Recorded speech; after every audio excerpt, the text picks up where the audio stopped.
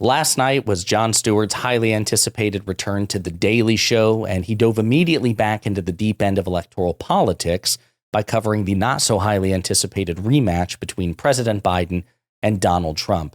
And in so doing, in typical Jon Stewart fashion, he made a lot of people angry. But to the surprise of some, many of the people he made angry were Democrats. But before we unpack all that, if you end up liking this video and you want to support the channel, please be sure to hit the like, subscribe, and alert buttons before you go. I'd greatly appreciate it. All right, friends, 3 things. Number 1, I know I look and sound rough. I've been sick for like the past 5 days or so please bear with me.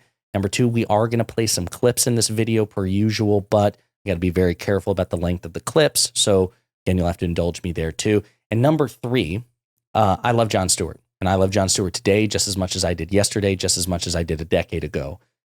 He is the GOAT. He is the best as far as political satire is concerned. With all due respect to Trevor Noah, Stephen Colbert, John Oliver, they're great, but they've never quite measured up. And Jon Stewart was sorely missed during the Trump administration, and I'm excited to have him back before this election, and he'll be hosting every Monday between now until the election. But last night was his first episode, and he made a lot of people mad, okay? A lot of prominent Democrats as well. And before I play the clips, I want to read you and show you some of the reactions that some prominent Democrats had. And I also want to say for the predicate for this whole thing was predicated over the recent controversial special counsel report. Robert Hur, a Republican special counsel whom Attorney General Garland allowed to investigate President Biden over the alleged mishandling of classified documents. And the top line, the most important thing, should be the fact that Hur said that he could not and would not bring charges against President Biden because the evidence didn't support it. But instead, infinitely more attention was paid to all of the cheap shots that Hur took at President Biden's cognitive fitness, which was wildly inappropriate, according to a gazillion former DOJ personnel and prosecutors. They said that was wildly inappropriate and outside the remit of the special counsel. But it's now political fodder, and that's the context for Jon Stewart's opening monologue or the first episode of The Daily Show. So with that in mind, Keith Olbermann, a prominent Democrat, a former MSNBC commentator, says, if you're wondering how Jon Stewart's BS both sides this return went over, the anti-Semite racist conspiracy theorist nuts loved it. And he's referring to Elon Musk, who said balance and humor returns. Olbermann also says, well, after 9 years away, there's nothing else to say to the both sides is fraud, Jon Stewart bashing Biden, except please make it another 9 years. Aaron Rupar, whom I follow, says, Jon Stewart still has it in terms of being funny and entertaining, but the political content of this monologue is basically the New York Times op-ed page in TV form. Both sides are not, in fact, equally bad, and so on and so on and so on. And you can probably guess the theme.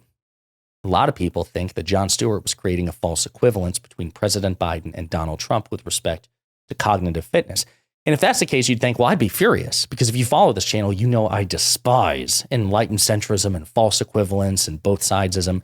I think if you can, and perhaps you should, given the legitimate complaints, criticize the Democratic Party, you should do so without even implying that they're equally bad to the Republican Party, let alone worse, because in fact, they're not. They're just simply not.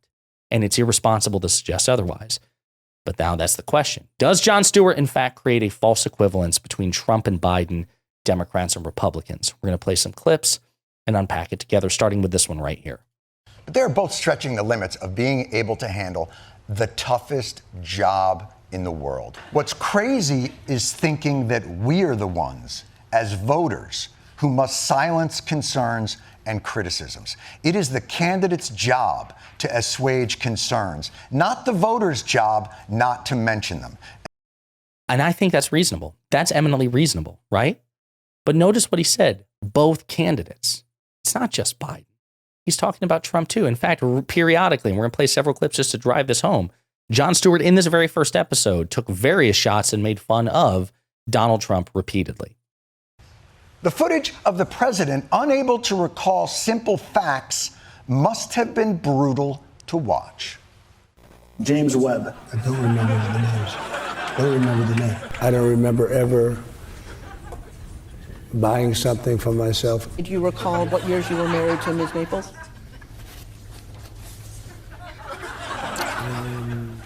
I mean, I don't remember that. Okay, as good as my memory is, I don't remember that. But I have a good. So you don't remember saying you have one of the best memories? I don't remember.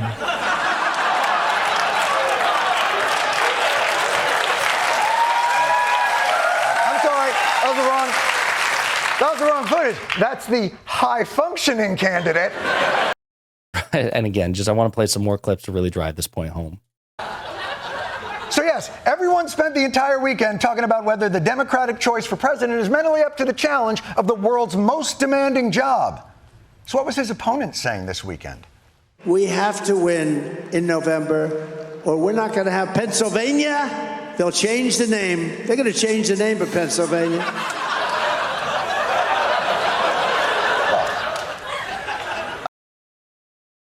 Couple more. Biden's lost a step, but Trump regularly says things at rallies that would warrant a wellness check. All I know about magnets is this. Give me a glass of water. Let me drop it on the magnets. That's the end of the magnets. I am not a scientist. I'm pretty sure water is not the end of magnets. It's not. All right, one more. Of course, when it comes to Republicans, they've got a different strategy for their 77-year-old candidate. Well, first of all, Donald Trump is not an old man. He's an old man. He is objectively an old man. All right. And then if that wasn't clear enough, Jon Stewart makes it painfully, bluntly clear. There are meaningful differences between President Biden and Donald Trump here. Look, Joe Biden isn't Donald Trump. He hasn't been indicted as many times, hasn't had as many fraudulent businesses, or been convicted in a civil trial for sexual assault, or been ordered to pay defamation and had his charities disbanded, or stiffed a shit ton of blue-collar tradesmen he'd hired. Should we even get to the grab the pussy stuff? Probably not, but... So there you go, folks. In this monologue, Joe Biden is made fun of by Jon Stewart. It happens, right? He is made fun of, he's teased, especially again in light of the special counsel report. But I want to make something very, very clear. Jon Stewart has always made fun of Democratic officials. He made fun of Democratic senators, congresspeople, prominent, progressive celebrities. When he interviewed President Obama, whom he also repeatedly made fun of, it was the toughest interview I've ever seen Obama receive, right? And this is somebody who Jon Stewart supported Obama. So Jon Stewart voted for Obama. But Jon Stewart had high expectations of Obama, too. And he grilled Obama. That's just what Jon Stewart did. But at no point in Jon Stewart's career did he ever suggest that both sides are the same. They're not. He doesn't believe it. He has made it clear he doesn't believe it. And he even made it clear in last night's episode. He understands that there are substantive, meaningful distinctions between President Biden and Donald Trump, which make Donald Trump objectively far worse.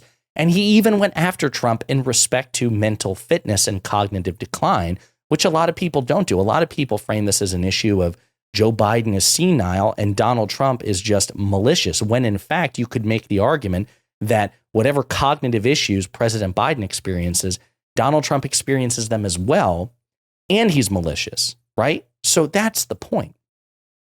So to people who are worried about what Jon Stewart will do ahead of this election, I don't think any of us have any reason to worry that Jon Stewart's going to be carrying water for a third-party candidate for the Republican Party, or that he's going to be sanitizing or downplaying the threat Trump poses.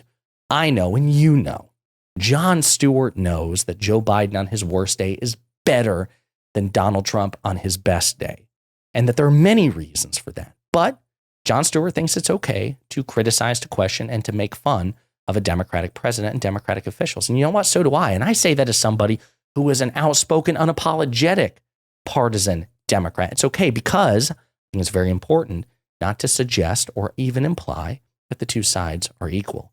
They're not. And just as I go out of my way to make that clear, Jon Stewart has and will continue to go out of his way to make that clear too. The last thing I'll say is there is a polling issue. There is a perception issue with respect to cognitive fitness. But it's not just for President Biden. It's worse for President Biden, but it's not just for President Biden. So this was an Ipsos poll that was taken. I can't zoom in anymore. But it says if reelected, Biden would be 82 years old at the start of his second term. And if elected again, Trump would be 78 years old at the start of his second term. Do you think only Biden is too old? Only Trump is too old? Both are too old? Neither is too old. It is worse for Biden. 86% composite score believe that Biden is too old. That's really bad. But even 62% believe that Trump is too old. And so it's up to the Democratic Party, and it's up to you and I to make that clear that for whatever concerns you may have about Joe Biden with respect to his age, fair enough, those concerns also exist and should also exist for Donald Trump, especially when you consider that unlike Joe Biden, Donald Trump's an idiot. And Donald Trump isn't experienced with respect to politics. And Donald Trump can't engage substantively on politics. And he also has many other substantive issues like fascism, for example, with which he must contend. So that's my opinion on the matter. Those are my thoughts. I would love to know yours in the comment section. Please let me know.